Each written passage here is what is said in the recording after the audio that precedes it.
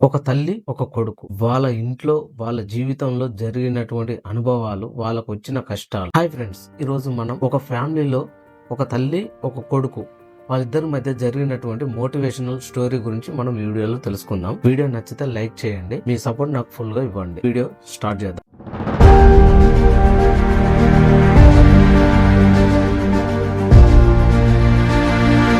ఒక కొడుకు పేరు రవి. ఒక తల్లి పేరు లక్ష్మి. కొడుకు చదువుకుంటున్నాడు. తల్లి లక్ష్మి కూలి పని చేస్తూ కొడుకును చదివిస్తున్నది. రవి ఉద్యోగం కోసం చాలా ప్రయత్నిస్తున్నాడు, కానీ ఎక్కడ ఉద్యోగం దొరకలేదు. రవి తల్లి మాత్రం కొడుకు మీదే ఆశలు పెట్టుకున్నది. రవి, నువ్వు బాగుండే చాలురా, నాకు అదే జీవితం రా, నువ్వు సంతోషంగా ఉండాలిరా అని తల్లి ఎప్పుడు రవితో చెప్తుండేది.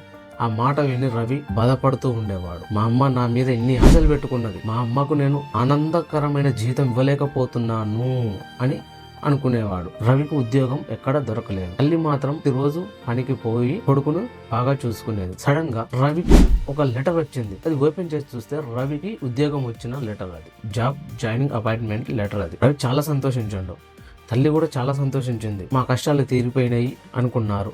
రవి కూడా, అమ్మాయి ఇక నువ్వు పనికి వెళ్ళొద్దు, నువ్వు ఇంటి దగ్గరే ఉండు, నిన్ను నేను బాగా చూసుకుంటా, ఇక నువ్వు నా కోసం కష్టపడిన వరకు చాలని చెప్తాడు రవి. తల్లి కూడా చాలా సంతోషిస్తుంది. రవి ఉద్యోగంలో జాయిన్ అవుతాడు. డ్యూటీకి పోవడం, ఇంటికి రావడం ఇలా చేస్తుండేవాడు. సడన్ గా తల్లికి ఒక జబ్బు వచ్చింది.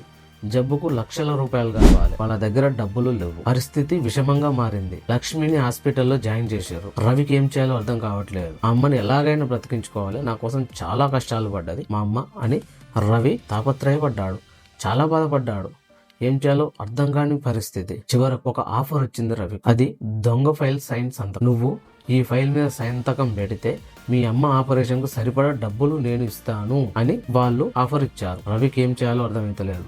నీతిగా నిజాయితీగా బ్రతకాలనుకున్నాడు.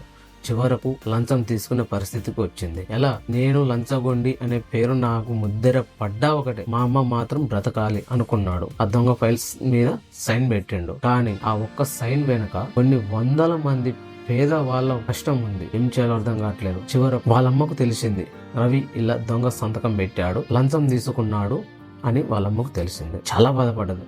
నేను కన్నా కష్టం చేసి నా కొడుకుని చదివిస్తే అతడు లంచగొండి అవ్వడం ఏంటి అని చివరకు రవి వాళ్ళమ్మ దగ్గరికి వచ్చాడు. రవి, నువ్వు ఇలాంటి వాడి అని నేను అనుకోలేదురా, నువ్వెందుకురా ఇలా అని చాలా బాధపడింది. ఎన్ని డబ్బులు పెట్టినా సరే ఆ తల్లి చనిపోయింది. రవి, నేను ఎన్ని డబ్బులు పెట్టినా మా అమ్మ బ్రతకలేదు, బాధపడ్డాడు, చాలా బాధపడ్డాడు. చివరకు తను సైన్ పెట్టిన ఆ దొంగ ఫైల్ గురించి పోలీసులకు, మీడియాకు ఇచ్చాడు. వాళ్ళు ఆ దొంగ సైన్ పెట్టించుకున్న వాళ్ళని పట్టుకోవడం జరిగింది.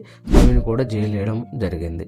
ఒకసారి రవి జైల్లో ఉన్నప్పుడు ఒక లేఖ అతనికి వచ్చింది. అది చూసి చదవగా రవి కళ్ళలో నీళ్లు కారుతున్నాయి. ఏంటంటారా? వాళ్ళమ్మ రాసిన లెటర్ అది. రవి, నువ్వు నిజాయితీ పరుడుగా ఉండాలి. నా కొడుకు నిజాయితీ పరుడు, నా కొడుకు ఎలాంటి మోసం చేయడానికి నాకు తెలుసు. నా కోసం నేను బాగుండాలి, నేను సంతోషంగా ఉండాలి, నేను బ్రతకాలని నువ్వు లంచం తీసుకున్నావు అన్న సంగతి నాకు తెలుసు. నువ్వు చేసిన అన్యాయం ఒప్పుకొని మంచి పని చేశావు, చల్లగా ఉండు, నా గురించి బాధపడకు ఆ లెటర్ లో ఉంది. అది తెలుసుకొని చాలా బాధపడ్డాడు రవి, కుమిలిపోయాడు. నా ఈ వీడియో నచ్చితే లైక్ చేయండి. ఇలాంటి వీడియోస్ ఎన్నో మన ఛానల్లో వస్తుంటాయి. నా ఛానల్ కు సబ్స్క్రైబ్ చేయండి. Good bye.